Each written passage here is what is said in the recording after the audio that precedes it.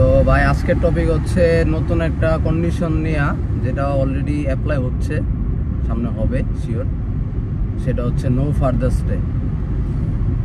Normally আমাদের যখন student visa দেওয়া হয়, স্টুডেন্ট ভিসাতে আপনার 4-5টা কন্ডিশন দিয়ে দেওয়া থাকে। 4-5টা কন্ডিশনের মধ্যে যেমন হচ্ছে আপনি কোনো কোর্স চেঞ্জ করতে পারবেন না, তারপর হচ্ছে আপনি এত ঘন্টা বেশি কাজ করতে পারবেন না, তারপর ওয়ার্ক লিমিটেশনের যে ব্যাপারটা অনেক 5-6টা ইয়া থাকে, ভিসা কন্ডিশন থাকে। তো এখন ওরা একটা ভিসা কন্ডিশন আনতেছে, সেটা হচ্ছে ভিসা কন্ডিশন 8503। 8503টা হচ্ছে নো ফার্দার স্টে। এর মানে হচ্ছে আপনার ভিসাটা যখন শেষ হয়ে যাবে, এই ভিসাটা শেষ হয়ে যাওয়ার পর আপনি কোনোভাবেই অস্ট্রেলিয়াতে থাকতে পারবেন না, আর অস্ট্রেলিয়া থাকা অবস্থায় অন্য কোনো ভিসাতে আপনি অ্যাপ্লাই করতে পারবেন না। আপনার যদি অন্য কোনো ভিসাতে কনভার্ট হইতে হয়, এর জন্য আপনাকে অবশ্যই অস্ট্রেলিয়া ত্যাগ করতে হবে। ত্যাগ করে আপনার নিজের দেশে যেতে হবে। নিজের দেশে যাওয়ার পর ওইখানে আবার নতুন করে আপনার যে ভিসা প্রসেসিং সিস্টেম, ওই প্রসেস অনুযায়ী আপনার আবার অন্য ভিসা আপনি যেটাতে অ্যাপ্লাই করতে চান ওইটাতে অ্যাপ্লাই করতে হবে। সো এর জন্য আরেকটা জিনিস হচ্ছে, এই ভিসাটা সবচেয়ে বড় খারাপ দিক হচ্ছে, সেটা হচ্ছে নর্মালি আমরা যারা স্টুডেন্ট এখানে আসার পর আমরা আপনার ভার্সিটি থেকে নর্মালি আমরা কলেজে সুইচ হই বা বিভিন্ন অন্য একটা ভার্সিটিতে যাই। তো যার কারণে দেখা গেছে আমাদের একটা 4 থেকে 6 মাস বা একটা সেমিস্টার যেটাই হোক, একটা গ্যাপ পড়ে যায়। ওই গ্যাপটা পড়ে যাওয়ার কারণে দেখা গেছে যে আপনার যখন আপনার ভিসা তো নর্মালি আপনার 2 বছরের প্রোগ্রামে ধরেন আপনার 24 মাসের জায়গায় 26 মাস 27 মাসের ভিসা দেওয়া হয়। তো ওই ভিসা যদি শেষ হয়ে যায়, এর মধ্যে যদি আপনি পড়ালেখা শেষ করতে না পারেন, আসলে পারা যায় না, যেহেতু কোর্স চেঞ্জ হয়, একটা সেমিস্টার পুরো ফাও যায়, তারপর একটা ব্রেক থাকে। সো ওই ক্ষেত্রে দেখা গেছে কি আপনার ফার্দার এক্সটেনশনের জন্য অ্যাপ্লাই করতে হয়, যে আমার স্টাডি এখনও শেষ হয় নাই, আমাকে নতুন করে তোমরা ভিসা দাও, আমি আমার স্টাডিটা শেষ করি।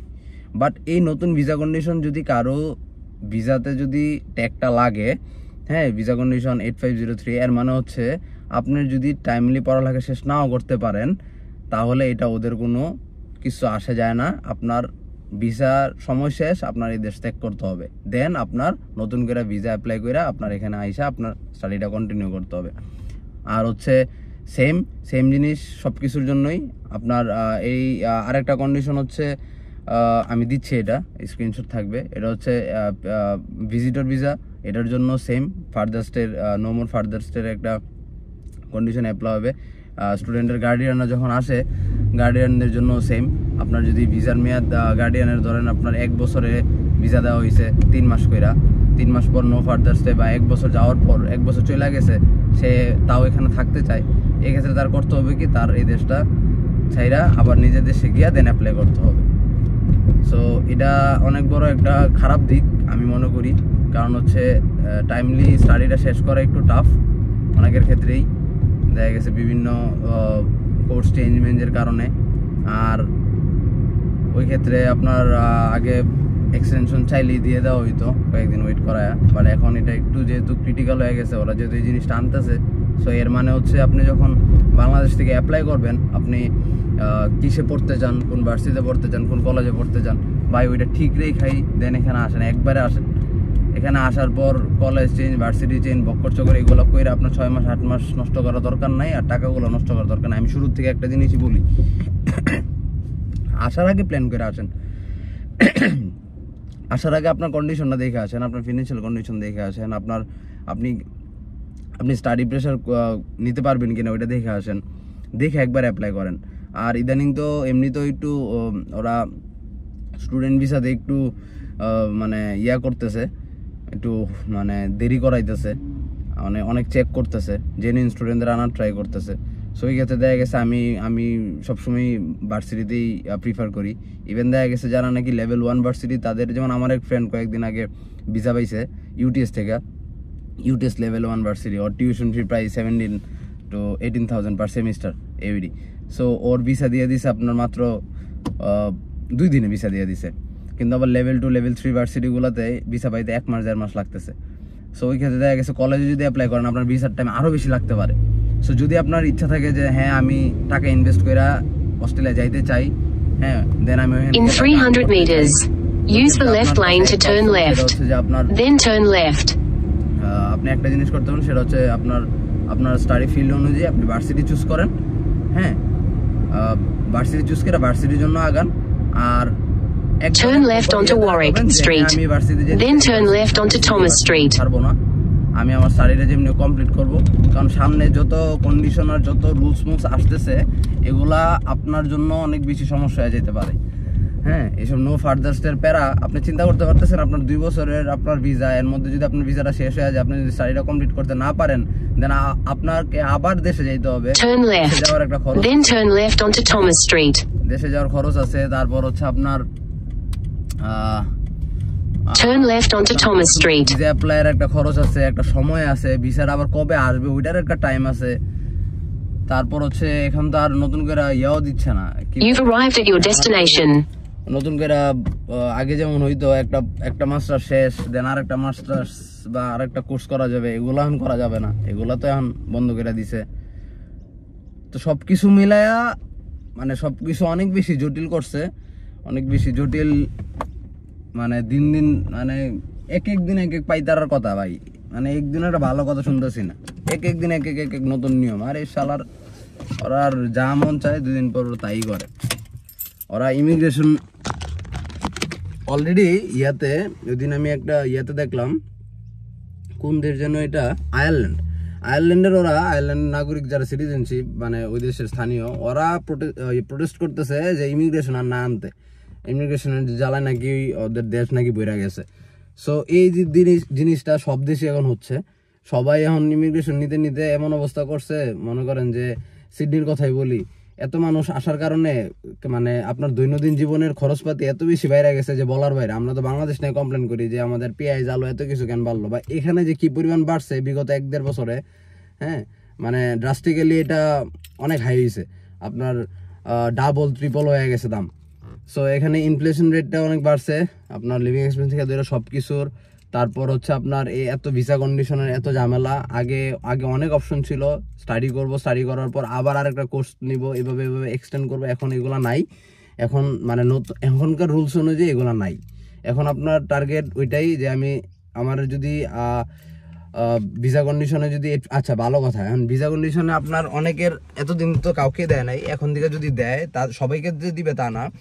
এটার জন্য সবচেয়ে ইম্পর্টেন্ট জিনিস হচ্ছে আপনার এসওপিটাতে ভালোভাবে ফোকাস করেন। এখন যখনই নাকি কোনো দেশে যাওয়াটা টাফ হয়ে যায় ওই দেশগুলোতে, তখন আপনার মেইন ফোকাস থাকতে হবে এসওপিতে আপনার সব কিছুর বর্ণনা থাকতে হবে, আপনার গোল, আপনার সব কিছু, যাতে তার কাছে মনে হয় যে আপনি একটা জেনুইন স্টুডেন্ট, আপনি এখানে আসতেছেন যে পড়ালেখা করতে, আপনি চলে যাবেন। যদি আপনার এসওপির যদি ওর কাছে কোনোভাবে মনে হয় যে আপনি এখান থেকে মানে যাবেন না, এখানে থাকার ধান্দা করতেছেন, তো ওই ক্ষেত্রে ওরা আপনাকে কন্ডিশনটা দিয়ে দিতে পারে। সো এই কন্ডিশনটা দিয়ে দিলে আপনার জন্য একটা বড় ঝামেলা হয়ে যাবে। সো এর জন্য বলতেছি এসওপিতে ভালোভাবে ফোকাস করেন, একদম মানে নিজের কাজ করবেন, আইসা পার্ট টাইম জব করবেন, এগুলো তো ফোকাস করেন না। এসওপিতে জাস্ট এটা বুঝান ওর দেশে আপনি পড়তে চান, ওর দেশে আপনার স্টাডি কমপ্লিট করে আপনি চলে যাবেন। আর এই ভিসা কন্ডিশন না আনছে ওই ক্ষেত্রেই আমরা এসওপিতে নর্মালি লিখি না যে আমি তোমার দেশে আসতেছি, আমার বাপ মা আমাকে আমার পুরা টাকা ভরণ পোষণ দিবে, আমার থাকা ঘর টাকা পর্যন্ত দিবে, দেন আমি তোমার এখানে স্টাডি শেষ করে আমি ডিরেক্ট দেশে চলে যাব। হ্যাঁ, দেন দেশে এসে ভালো একটা কোম্পানিতে জব করবো। এই চাপাবাজি তো আমরা সবাই করি। তোর কথা হচ্ছে চাপাবাজি যেহেতু করছস, এখন এটা আমি অ্যাপ্লাই করি, তোরা তাহলে পড়ালেখা শেষ করে যদি টাইম মতো শেষ না করতে পারো দেশে চলে যা, দেশে গিয়ে তোর ওই ডিগ্রি কাজে লাগায় কাজ কর। আর হচ্ছে আপনার যদি টাইমে যদি শেষ করতে পারেন তাইলেও আপনার 2 বছরের পিএইচডব্লিউ দিবে। 2 বছরের পিএইচডব্লিউ পাইতে হইলে আপনার এখন দেখা গেছে যে টাইমলি আপনার স্টাডিটা কমপ্লিট করতে হবে। তারপর আইএলটিএস রিকোয়ারমেন্ট বাড়াইছে, আগে 6 হইলে হইতো, এখন 6.5 করছে। তো মনে করেন যে আপনার স্টুডেন্ট ভিসা শেষ হওয়ার আগে আপনার নতুন করে আবার আইএলটিএস দিতে হবে, আইএলটিএস দিয়ে অ্যাপ্লাই করে রাখতে হবে। যদি কোনো কারণে আপনার আইএলটিএস দিতে দেরি হয় আর যদি প্রপার ব্যান না আসে, আপনার পিএইচডব্লিউ হারাইতে পারেন। আর পিএইচডব্লিউর পরে কই যাবে লাইফ এটা কেউ জানে না, ফিউচার আর চিন্তা কইরা আগানোটা এখন সবচেয়ে বড় এখন ধোকা হয়ে যাইতেছে। সো আপনার প্রেজেন্টের সাথে আগাইতে হচ্ছে সবার। আর হচ্ছে আরেকটা জিনিস, আজকে আরেকটা আপডেট দেখলাম, সেটা হচ্ছে নর্মালি স্কিল্ড ভিসা, হ্যাঁ স্কিল নমিনেটেড ভিসা, যেটা 190 পিআরের জন্য। সো এটা নর্মালি টাইম ছিল আপনার 6 থেকে 7 মাস লাগতো হচ্ছে 50%-এর পিআর পাইতে। অ্যাপ্লাই করার পর। আর বাদ বাকি যদি ক্রাইটেরিয়া ফুলফিল হয়, আর বাদ বাকি 90%-এর টাইম লাগতো আপনার 12 মাস। ওরা এটারে এখন বাড়াইছে কি 12 মাস লাগবে শুধু 50%-এর মানুষের, যারা একদম হাই স্কিল ওদেরই লাগবে 1 বছর, আর যারা নাকি মোটামুটি মানে 90% মানুষের, আর মানে সবার এভারেজে সবার হইতে প্রায়, এটা এখন ওরা নিয়ে গেছে 15 to 18 মান্থস। সো এর মানে কি, এর মানে হচ্ছে ও এখন সময় বাড়াইতেছে, এর মানে এখন পিআর দেওয়াটা কমাইতেছে, আরও টাফ হইতেছে জিনিসগুলা। সো আমি এর জন্য বারবার বলি এখন থেকে যে আসার আগে আপনার কন্ডিশন, আপনি আসবেন কি না, আপনার থাকা খাওয়া, তারপর জবের যে অবস্থা, সব কিছু মিলায় আপনার যদি সমস্যা হয় বাসা থেকে ব্যাকআপ দিতে পারবে কিনা, টিউশনের ব্যাকআপ দিতে পারবে কিনা, সব কিছু অ্যানালাইসিস কইরা একদম ঠিকঠাক মতো চিন্তা ভাবনা করে অ্যাপ্লাই করার করেন। হুজুকে অস্ট্রেলিয়া যাব, গিয়া অনেক টাকা কামায়া নিজের টিউশন দিয়ে দিব, হবে না ভাই, হবে না। এখন এগুলো হচ্ছে না। সো এর মধ্যে আবার এখন উইন্টার আসতেছে, আপনার 4 মাসের উপরে ডিপেন্ড করে আপনি পুরো বছর টাকাটা দিতে পারবেন না। আপনার 4 মাসে না আপনি একটু মোটামুটি কামাবেন, একটু কষ্ট করে ব্রেকে, বাদ বাকি 8টা মাস আপনার টিউশন ম্যানেজ করা করা আপনার দেখা গেছে এত ইজি হয় না। আর স্টাডি প্রেশার আপনার দিন দিন বাড়েই। ফার্স্ট সেমিস্টারে যতটুকু প্রেশার, সেকেন্ড সেমিস্টার আরও বাড়ে, থার্ড সেমিস্টার আরও বাড়ে। আমি তো এতদিন মনে করেন যে মানে মানে ভার্সিটির পাইতারায় যে কি করবো, আর কাজটা সব মিলা নিজেই হদিস পাইনি। হ্যাঁ, চুলদারি গাড়ারই তো সময় পাই না ভাই, ভাত খাওয়ারই সময় পাই না ঠিক মতো। সো দেখা গেছে যে হইলে একটু লাগে, চিন্তা ভাবনা কইরা এগুলো আপনারা করবেন। বাসা থেকে যদি ব্যাকআপ দিতে পারে, হ্যাঁ 2 বছর তুমি মাস্টার্স করতে যাও, তুমি একটু পড়ালেখাতে টাইম দিও, তুমি কিছু ম্যানেজ করো, 50-60-70% যাই পারো, বাদ বাকি 20-30% আমরা ব্যাকআপ দিব। যদি এরকম সিচুয়েশন থাকে তাহলে অ্যাপ্লাই করো ভালো ভার্সিটিতে, ভালো সাবজেক্টে, যেগুলোতে পিয়ার হইতে পারে ফিউচারের, ওইগুলাতে করো। তাছাড়া যদি বক্কর চক্কর হো তুমি যে যাইতেছি অস্ট্রেলিয়া যাওয়ার কাম, যাইতেছি গিয়া কলেজে ভর্তি, কলেজে গিয়া ভিসা চেঞ্জ করে আবার আরেক ভিসা লমো, তারপর আবার এক্সটেনশন চামো, তারপর বক্কর চক্কর করে 3 বছর 2 বছর প্রোগ্রাম 3 বছর শেষ করবো, তারপর 2 বছর পিএইচডব্লিউ নিবি, এগুলো হইব না ভাই, এগুলা শেষ, এগুলার দান্দা ছেড়া দাও। হ্যাঁ, ঠিকঠাক মতো প্রসেস করে আগানোর ট্রাই করো, একদম মানে পারফেক্ট ওয়েতে আগানোর ট্রাই করো। আর হচ্ছে নিজের রিসার্চ, আমি বারবার বলি, শুরু থেকে বলতেছি, নিজের রিসার্চ নিজে করো, গুগল হাতাও, ইউটিউব হাতাও, দুনিয়ার সব কিছু ওয়েবসাইট চেক করো, ইমিগ্রেশনের ওয়েবসাইট চেক করো, ইমিগ্রেশনের যত নিউজ আছে ইউটিউবে ওইগুলা নিজে দেখার ট্রাই করো, নিজের রিসার্চ নিজে করো। এজেন্সি থেকে কানার বেড়ার মতো গিয়া কইও না যে ভাই আমি অস্ট্রেলিয়া যেতে চাই, কেমনি কি কলেজ যেতে চাই। এজেন্সির কাজই হচ্ছে তোমার ভিসা প্রসেস করে দেয়, এরপরে এজেন্সির কোনো কাম নাই তোমার দিয়া ভাই।